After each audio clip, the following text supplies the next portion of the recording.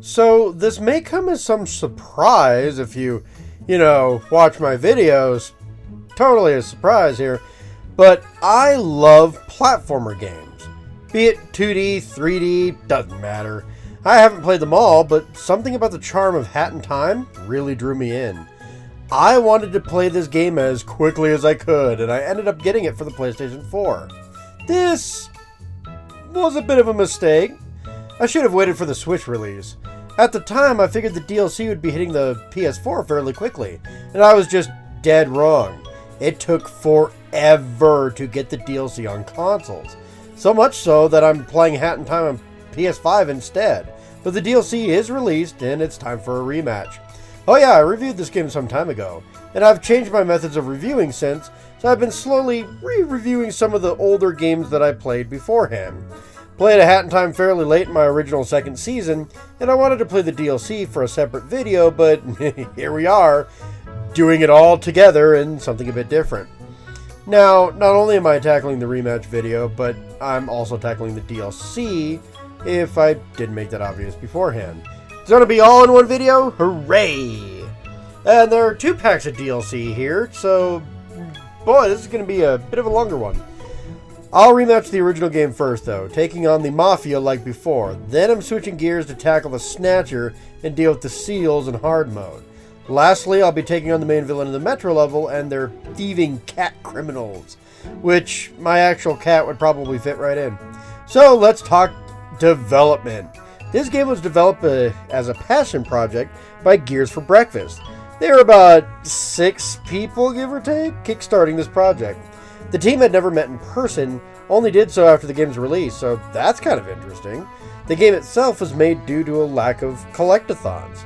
Yeah, 3D collectathon platformer is a platformer in which you do missions and explore for shiny plot-related items to finish the game. The levels also have secrets and collectibles around the level to help you out. This was kind of started by Mario 64 and cemented with games like Banjo-Kazooie. However, at the time of development, there was a serious lack of these kinds of games. Even 3D platformers were less exploration and more linear at the time. However, Hat in Time released around the same time as Mario Odyssey, and that's a spiritual successor to Mario 64. Oops. Another game released around that time was Yooka-Laylee, a spiritual successor to Banjo-Kazooie franchise, so yeah, the competition was really steep. Seems like a Hat in Time did make it out of that situation well enough though, so there is some type of fan base for the game for sure. So, let's do it. Let's take on the Mafia! Time for a rematch! You know, when I originally reviewed this game, it was pretty new at the time. I didn't want to spoil things like the Snatcher or Mustache Girl to be revealed. That's the only reason the Mafia got the headline spot in my review. In my defense, the Mafia are indeed the cause of the initial issues in the game. You play as Hat Kid, a kid traveling through mostly space, but it also seems like she's traveling through time. She uses timepieces, large mythical hourglasses, to travel with. However, thanks to the planet she's passing by, a Mafia goon manages to track her down, in space, and tells her that she needs to pay a toll for passing by Mafia Town even in space. She tries to ignore him, but he punches his way into the ship, and thanks to that leak in the hull, Hat Kid and a lot of her timepieces fly off into the planet. At first, Hat Kid does meet Mustache Girl, becoming friends, but while battling Mafia goons for timepieces, eventually the two break apart. This happens after Hat Kid defeats the Mafia leader, and Mustache Girl learns of the power of the timepieces, able to possibly travel through time. However, Hat Kid feels she needs the pieces to power her ship, so she doesn't want to give them up naturally. This causes a bit of a rift. Rift. Now, it doesn't help that Hat Kid ends up saving Mafia Town from lava flow that Mustache Girl most likely caused, so there is that. Next, Hat Kid ends up in Deadbird Studios, where there's a heated movie competition between what appears to be an owl and a penguin. Oh yeah, there's actually stories with each relative level. Basically, when you go to one level, they have their own kind of story situation. Then when you go to the next one, it's a completely different story. Since they're using timepieces as props, you will have to, at first, sneak into the studio. However, both birds eventually discover and hire you for their movies.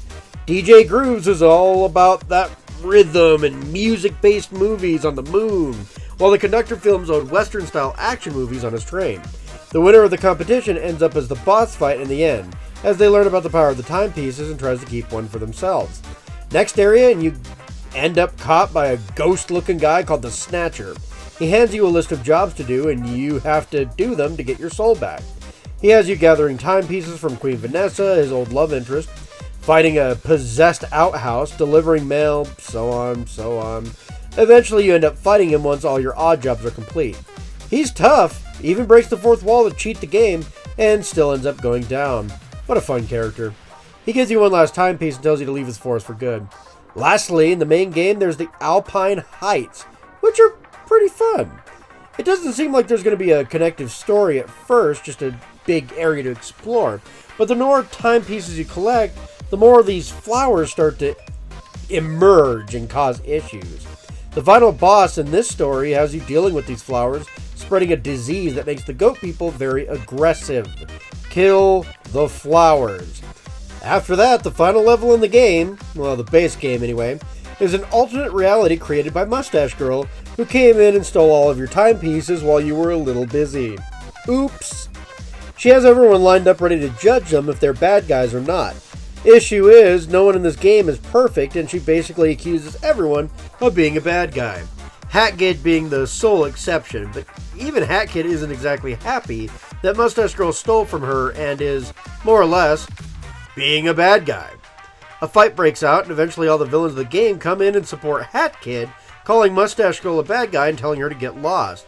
The fight continues with all your former enemies chipping in to help fight Mustache Girl, forgiving Hatkid of all the fights they had, apparently. Eventually, Hatkid does defeat Mustache Girl, resets everything, bringing people back to life, because, they heroically sacrificed themselves to help, and all is well. Hatkid chooses to give one timepiece up to Mustache Girl, or not, and the former enemies all want Hatkid to stay now that they're all friends. She brushes them off and leaves, missing them already. What a cute little story. They really did the Mario 64 thing and put every level having its own story. However, they did it better here since the stories actually interconnect at the end of the journey. These are fun stories with great character writing and stays really simple, which is true to, the original platformers of the day. Moving on, let's talk about the presentation. Hack Time is amazingly charming, but it isn't perfect. The graphics are somewhat stilted, especially with the facial animations. However, outside of this, the graphics are perfectly fine for an indie game. It matches the art style pretty well.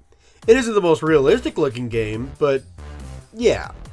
It is a bit of a callback to the N64 games, but the graphics look a bit more cel-shaded, like a GameCube kind of style. I personally love it. It leaves a certain sense of nostalgia, and I can love that. Doesn't stop the blocks from these beautiful time riffs looking ripped straight out of Mario Sunshine, though. As for the music, I love it. There isn't many tracks from this game I don't love. The main title theme makes me think of an adventure like a Zelda track. All the boss tracks are amazing versions of the level music, and some of the remixes you can unlock are great too. Honestly, the music in this game is so damn good. The Mafia Town track without the mob boss is pretty good, and Deadbird Studios has an excellent track for sneaking into the damn place. Picture Perfect is also a fantastic track along with the remix. Trainwreck of Electro Swing, I'm a sucker for enjoying Electro Swing remixes, so of course I love this. Battle of Award 42 is an excellent boss track, and I adore it so much. One of my favorite in the game, along with Your Contract Has Expired. That last one is so good. I actually like the original over the remix on this one, though the remix is not bad by any means. Clock Towers Beneath the Sea is such a beautiful melody, playing in all the time riffs. I love this track too.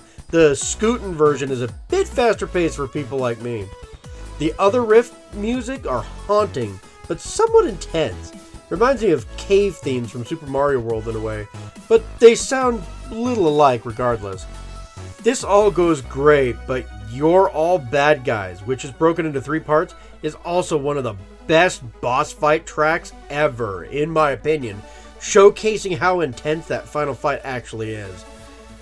I am sorry for ranting about the music, but I didn't get a chance to talk about it the last time I reviewed this game. I feel the OST is incredibly important to bring up. Why? You can buy it off of Steam for about $10 American. Sure as hell did, and I think you'd like it too. It is a robust OST with a lot of different styles. That and the music kind of gives this game a bit of an identity, and I love that too. So, when talking about the identity of the game, this game plays a lot like Mario 64, but a lot faster and a tad bit more technical. You play as Hat Kid and you can really jump. She puts Mario to shame. She can jump up, long dive jump, cancel the jump and jump up one last time, and then run up any ledge or wall that you're going up against as long as you aren't diving. You can do all of this in one go without touching the ground. This allows some massive jumps, all things considered, which is crazy. Hat Kid can also attack either through her umbrella or a dive bomb which homes in on an enemy as long as you're above the enemy.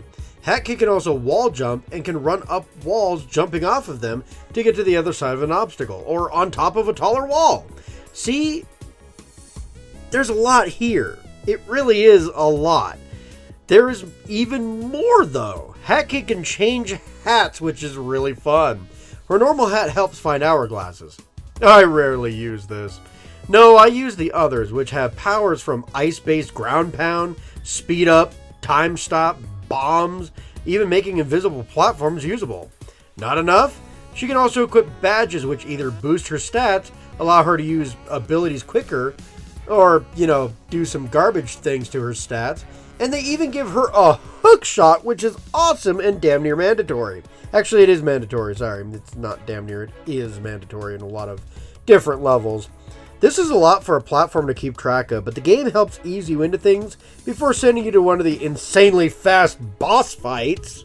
And yes, once you kind of get used to things, around level 2 or 3, they do throw in some really fast boss fights. The first one's kind of easier. So the levels all do totally different things. It's crazy. Almost to the point they seem developed by different people. Seriously, what is this nonsense? I mean that in a very endearing way though, as this game is one of the most varied platformers ever. Let's see if we can break it down. Mafia Town is pure platforming. You sometimes have an open city, you sometimes have more of a linear quest to deal with. You go from finding things and collectibles to hunting down someone dressed as an alien. Since I said that a little fast, you are dressed up as the alien in that situation. Oh, and you're also fighting the Mafia leader in a 2D fight. This is the closest we're ever going to get to see the formula we see in Mario 64, where the level is almost open world, but sometimes it isn't. It's pretty simple. And like I said, the boss fight is a lot easier here because you're only on a 2D plane. Deadbird Studios is entirely different. First mission here and you sneak around the studio like you're in a platforming version of Solid Snake. Next, you pick missions from the Conductor or DJ Grooves. With Conductor, you have to solve a mystery as well as get to the end of his train in a high-action stage. DJ Grooves has you exploring a city stage where you find and gain support from fans, and then you have the parade mission where you have to go through the rooftops lighting fireworks. The hard mode version of this sucks, by the way. The level then ends with you sneaking back into the studio and fighting one of the movie directors. I pretty much often fight the Conductor as the boss. Next level, and it's Subcon Forest. This place sees you caught by the Snatcher, the owner of the forest. He steals your soul. He has you doing odd jobs for him, and you can unlock more by being caught by him multiple times. Some of these jobs are wild, too.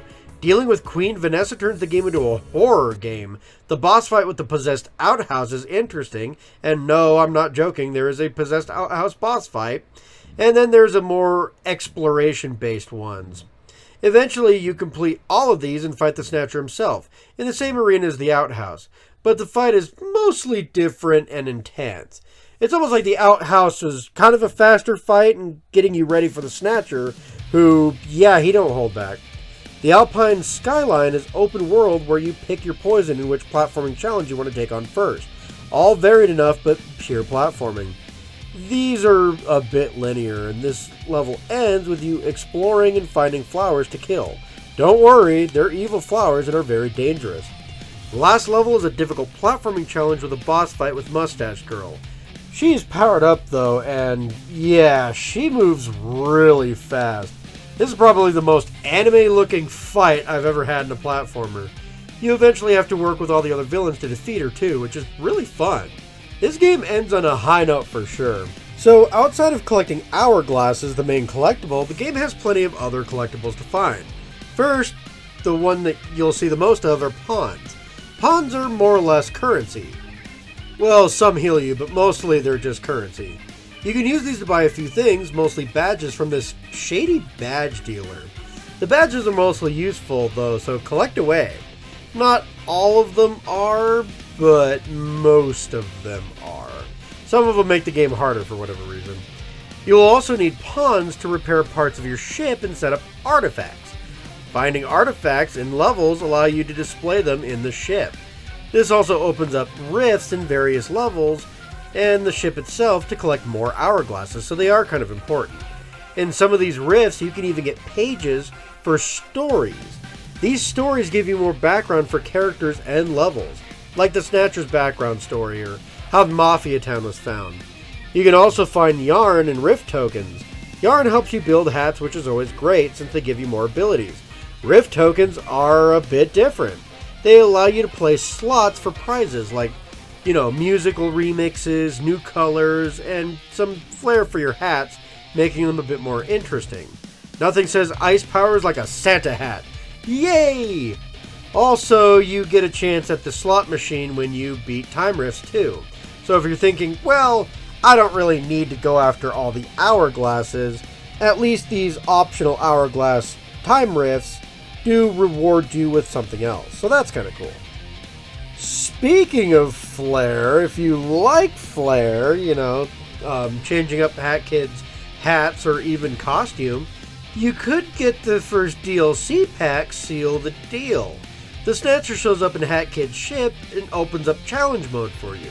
Challenge mode is tough and unlocks some really cool things for sure.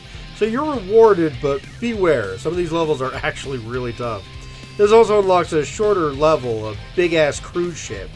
This ship is more of a pain as the area is massively huge and you'll want to learn the layout really quickly.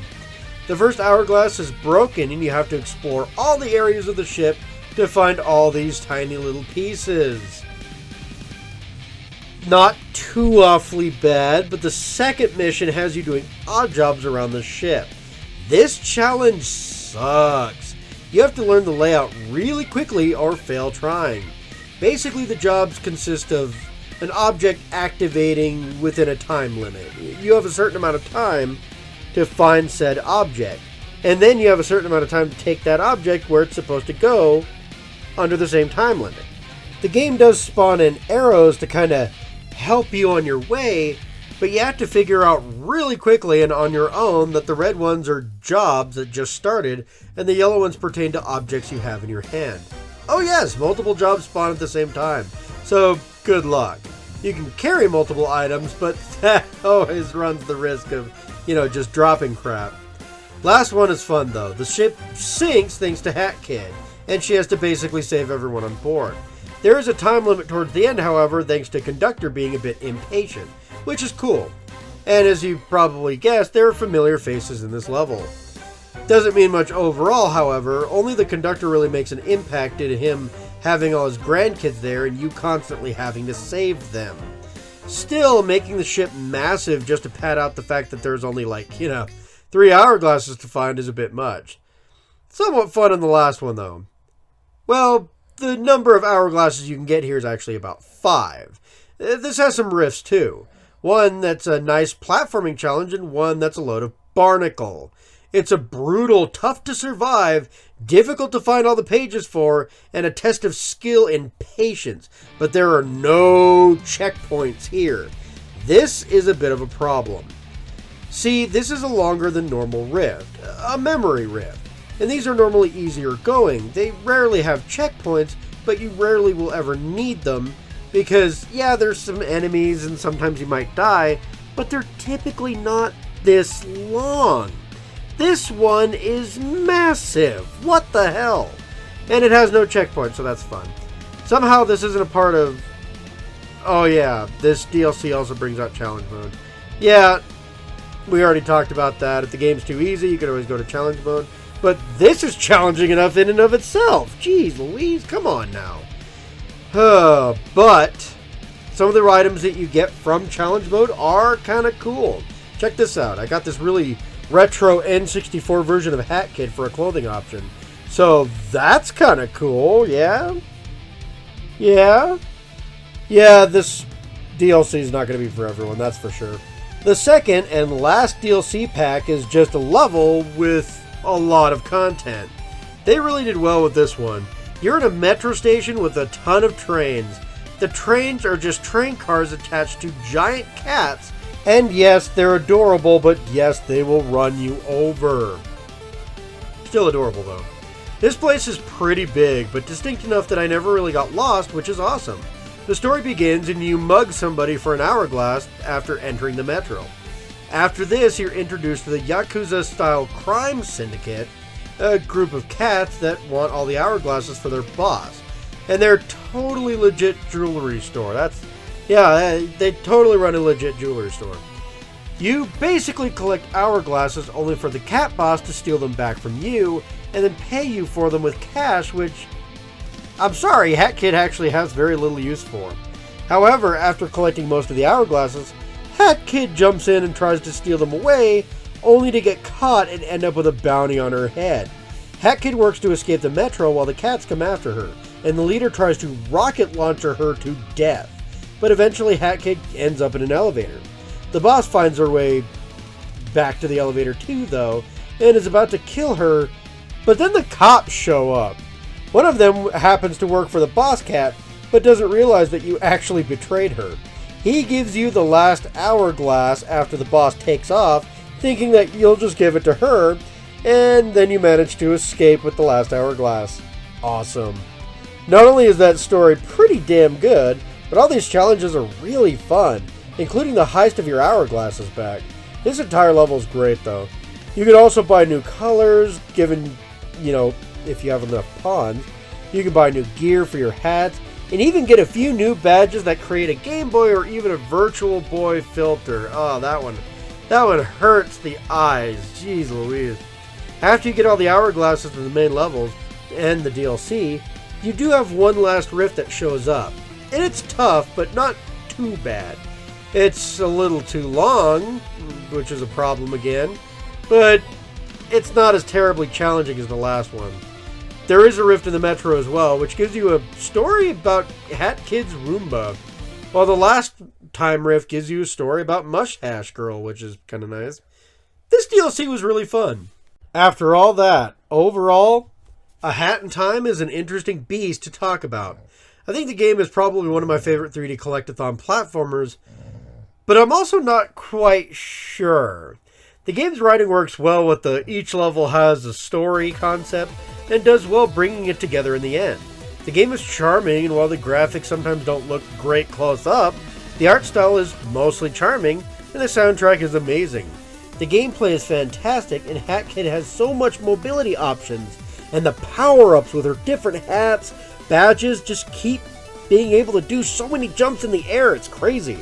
All the levels are pretty different from one another and keep things really fresh and interesting, with each set of levels designed differently but still leading up to an epic boss fight. The collection of all the hourglasses doesn't do anything to my knowledge, but collecting money can give you more badges, and finding artifacts gets you more hourglasses. Sure, the fun of exploring and collecting things mostly gets you more challenges, but some of these add backstory, and you can get a lot of cosmetic options from these too. Overall, while the game still has some flaws, I think A Hat in Time is a masterpiece. I love playing the game. I love all the levels. I love the OST. Yeah, I think I can say this is probably one of my favorite 3D collectathon platformers of all time now. The original game is a masterpiece, a 3D indie platformer that did a lot right to make a solid game, and I can't wait to play a sequel too, hopefully one day. As for the DLC, Seal the Deal does bring in a new level pack, but personally I don't care for the cruise ship-like level. It's massive and hard to navigate, and while two of the hourglasses are fine, one of them has to navigate through many challenges on time limits. Bleh. Hard mode is kind of neat though, but I'm not sure that that really justifies the $5 price tag for everybody. Some people will get their money worth here though. Challenge mode is pretty robust after all, and the final mission of the cruise liner was incredibly fun.